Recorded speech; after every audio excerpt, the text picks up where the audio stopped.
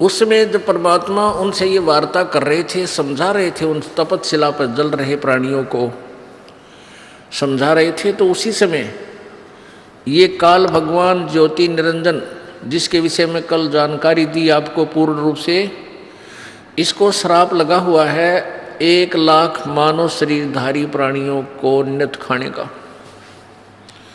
और 1,25,000 की उत्पत्ति करने का। इसलिए इसने अपने तीनों पुत्रों को एक एक गुण से युक्त कर रखा है। रजगुण ब्रह्मा है, सतगुण विष्णु, तमगुण शिव जी। रजगुण ब्रह्मा के प्रभाव से प्रत्येक प्राणी संतानों उत्पत्ति करता है, ये जीव के बस की बात नहीं है। और फिर यहाँ के संसारिक भौतिक सुखों की चाह इस रजोगुण के प्रभाव से ही आपके अंदर पनप रही है। जैसे कहीं छौंक लगता है, रसोई के अंदर मिर्चों का छौंक लगाया जाता सब्जी को। अब वो साकार वस्तु, सब्जी तो विद्यमान है, मिर्च तो विद्यमान है रसोई में, और उनका जो वो गुण वो जाकर के दूसरे कक्षों में, दूसरे कमरों में, मकान के दूसरे कमरों में जाकर के अन्य प्राणियों को भी प्रभावित कर रहा है और उनको भी छींकें आनी प्रारंभ हो जाती हैं। तो उन छींकों को रोकना प्राणी के बस की बात नहीं, आएंगी ही आएंगी। ऐसे ही ये तीनों भगवान रजगुण ब्रह्मा, सतगुण विष्णु, तमगुण शिव जी ऊपर अपने अपनी राजधानियों में, अपने लोकों में विद्यमान हैं, रहते हैं, साकार हैं, मनुष्य सदृश है। इनके शरीर में से निकल रही रेंज जैसे मोबाइल के टावर से निकल रही रेंज अपने जहाँ तक उसकी अक्षमता है वहाँ तक सब मोबाइल को प्रभावित करती है। ऐसे ये भगवान रजगुण ब्रह्मा, सतगुण विष्णु, तमगुण शिव जी अपने अपनी राजधानियों में रहते हैं। इनके अंदर से निकल रहा गुण आप जी को, पृथ्वी लोक वालों को, स्वर्ग लोक वालों को और पाताल लोक वालों को, इन 3 लोकों वालों को, प्राणियों को प्रभावित रखते हैं। ऐसे ही सतगुण विष्णु जी का प्रभाव से हम यहाँ एक दूसरे में जकड़े रहते हैं।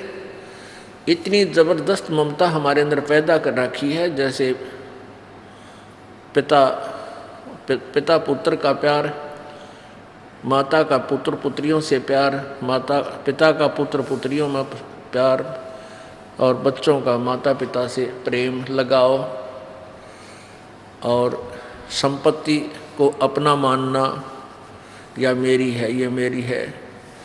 तो ये सब क्रिया जीव के अंदर सतोगुण भगवान विष्णु जी के कारण है, जिस कारण से हम इस काल के गंदे लोक में 100 कष्ट उठाकर भी यहाँ रहते हैं, रहना चाहते हैं, और एक दूसरे में हमारी ममता बनी रहती है।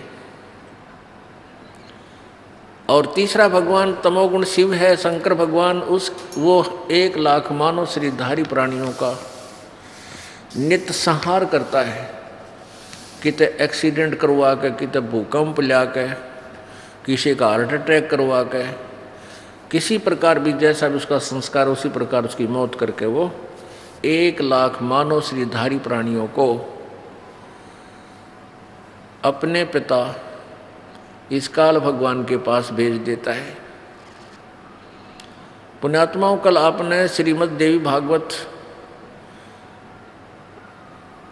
जिसके अंदर हिंदी और संस्कृत दोनों लिपिबद्ध हैं, उसमें आपने पढ़ा अपनी आँखों से प्रोजेक्टर पे, भगवान शंकर दुखी होकर अपनी माता दुर्गा से पूछ रहे हैं, हे माता, यदि आप हम पर दयालु हैं, तो यदि आप हम पर दयालु हैं, आप कहते हो कि बच्चों तुम मुझे बहुत अच्छे लगते हो, बहुत प्यारे लगते हो, यदि आप हम पर दया युक्त हैं तो मुझे तमोगुण क्यों बना दिया?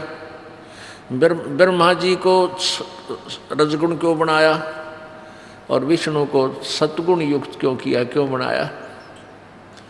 इनको भी मालूम है कि ये सब जुल्म हो रहा हमारे कारण ही हो रहा है। पर मिर्च के अंदर जो गुण है वो मिर्च उसको अपने आप ख़त्म नहीं कर सकती अपने गुण को, उसको पता भी है तो भी नहीं उसको वो समाप्त कर सकती। ऐसे ही इन भगवानों को भी मालूम है कि ये सब तुम्हारे कारण ही ये जुल्म हो रहा है।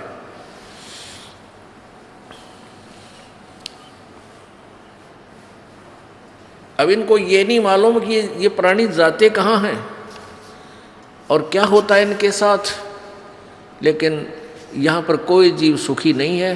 प्रत्येक प्राणी महसूस करता है कि ये केस आ गया भाई। आज किसी के पास बच्चे हैं, बेटा है, बेटी है, कार है, कोठी है, या सिंपल कोई साधारण घर मकान बना रखा है और सब आराम से अपने एक दूसरे में प्यार से रह रहे हैं, और 1 मिनट के बाद ना जाने कि ऐसी बुरी खबर सुन ले, वहाँ एक्सीडेंट हो गया, ऐसा बन गया। अब जिसमें इतना प्यार था उसके एक पल भी दूर नहीं रह सकते थे, वो सदा के लिए गया।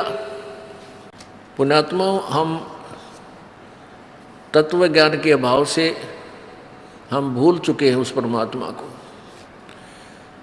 हमने ये मान लिया है कि मृत्यु और जन्म तो भाई सबका होगा, होता रहेगा, कोई बात नहीं, इतने जीवित इतने दमंडेरा लगे रहें, जब भी करना है वो करते रहें। अब सत्संग में आने से ये ज्ञान कराया जाता है कि जिस दौड़ धूप में तू सारा जीवन खो देता है और वो तेरा कुछ भी काम नहीं आएगा।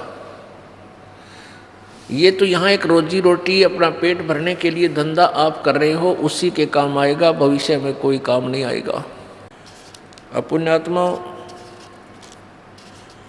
हम ये भी भूल चुके हैं कि परमात्मा ने वही देना है जो आपके प्रारब्ध में लिखा है।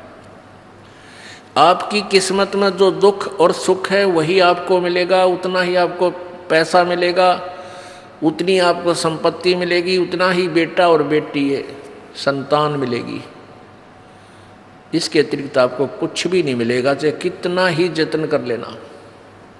यदि आप किसी जंतर मंतर या किसी अन्य 2 नंबर के धंधे से धन कमाना चाहोगे, या कोई जंतर मंतर करके, कोई अटबट करके, कुछ क्रिया से यदि तुम कोशिश करोगे कोई संतान की, वो संतान आपकी दुश्मन बन जाएगी। कई कारण होते हैं, जैसे अब यहाँ प्रसंग एक और आपके मन में शंका उत्पन्न होगी कि भी जो भगवान परमात्मा वही देता है जो उसकी किस्मत में है, दुख और सुख, तो दुखी प्राणी अब सुखी कैसे होंगे। अब यहाँ यही पहलू समझाया जाता है, जैसे कल के सत्संग में आपको 3 परमात्मा बताए गए थे, एक सर्वब्रह्म, एक अक्षर ब्रह्म, एक परम अक्षर ब्रह्म। ये सर्वब्रह्म जो है, सर्वब्रह्म, सर्वपुरुष, पुरुष कहो, ब्रह्म कहो, परमात्मा कहो, साहेब कहो, ये सर्वब्रह्म जो है ये काल है, ज्योति निरंजन है, ये 21 ब्रह्मांड का स्वामी है। और जो अक्षर ब्रह्म है ये 7 शंख, नील पद्म शंख ब्रह्मांड का स्वामी है। ये काल 1 लाख मानव शरीरधारी प्राणियों का आहार करता है। ये अक्षर पुरुष काल ब्रह्म परब्रह्म ये नहीं करता, ये ऐसे प्राणी नहीं खाता, वो काल नहीं है।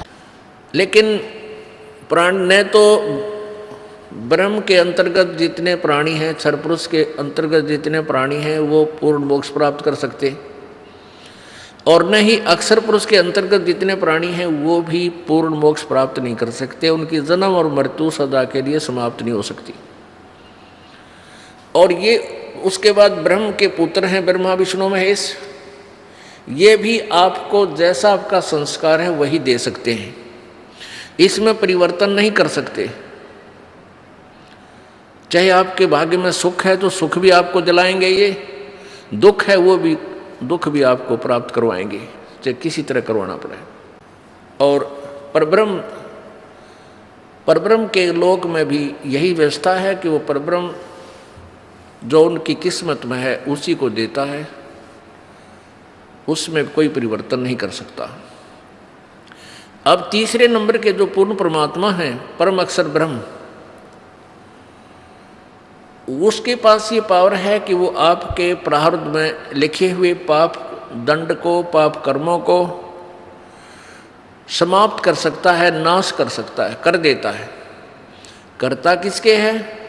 जो पूर्ण संत से उपदेशी होता है, आजीवन मर्यादा में रहता है और विकार रहित रहता है, सब मर्यादाओं का पालन करता है, तो पूर्ण परमात्मा आपके भाग्य में जो दुख है, जो आपके प्रारब्ध में, आपकी किस्मत में, आप पाप के कारण जो आपको दंड मिलना है, उसको परमात्मा कैंसिल कर देंगे, समाप्त कर देंगे। और आपके भाग्य में कोई संपत्ति नहीं है और परमात्मा आवश्यक समझते हैं कि इस बच्चे को इतना तो अवश्य चाहिए, तो वो भी आपको अवश्य देंगे। लेकिन आपको इतना नहीं देंगे, इतनी संपत्ति नहीं देंगे, इतना धन नहीं देंगे कि वो आपकी जान का शत्रु बन जाए।